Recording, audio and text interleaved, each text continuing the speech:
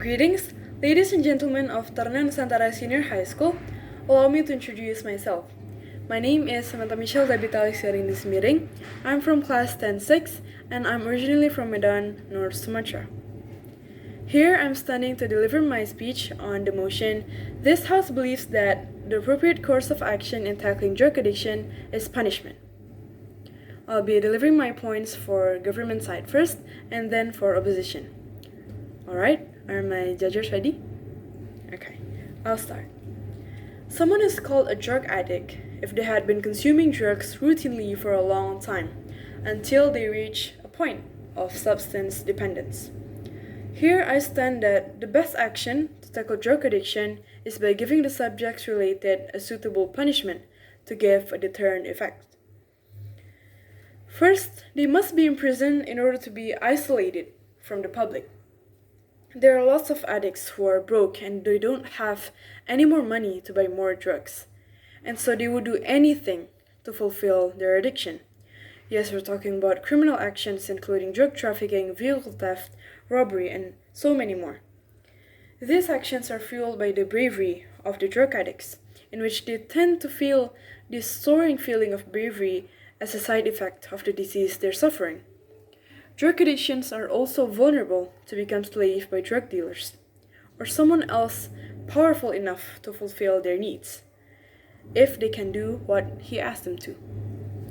Drug dealers would use them as agents of trafficking, and in return, they would get a little piece of drug as commission. This action forms a circle of devil, and that circle of devil will expand even more if not treated with imprisonment.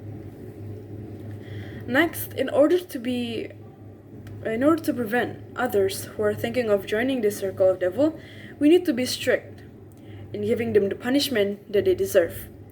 I'm talking about life imprisonment, that is in a prison that's separated from the outside life, a prison that is somewhere in the middle of the sea or in the middle of a deep forest that cannot be visited by anyone.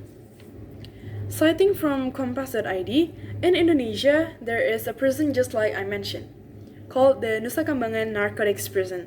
It's located in Nusa Kambangan Island in Cilacap, Central Java. Here, the prisoners cannot be contacted by families and friends. Neither can they run away from the island because of the high level of security. This kind of punishment would give a deterrent effect to criminals. And people who are thinking of committing similar crimes would think twice before doing it.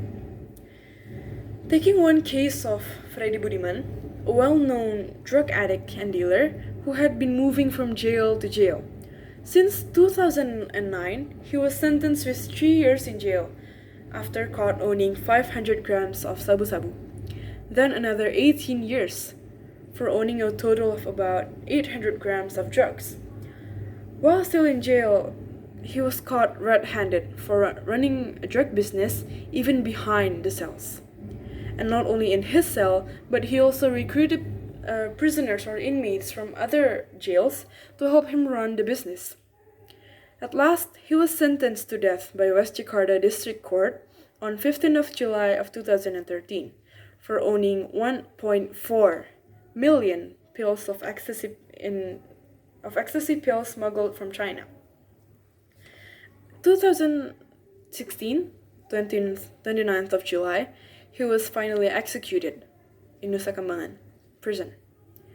So in conclusion, I believe that suitable punishment is the best way to deter drug addicts, with support from the government. By support meaning 1. Controlled surveillance in all prisons throughout Indonesia to prevent anything unwanted. 2. Justice in giving sentences. And 3. Willingness to dig further into cases to expose criminals. With these 3 supports and our action, I believe that we can tackle drug addiction and create a safe environment for people. Thank you.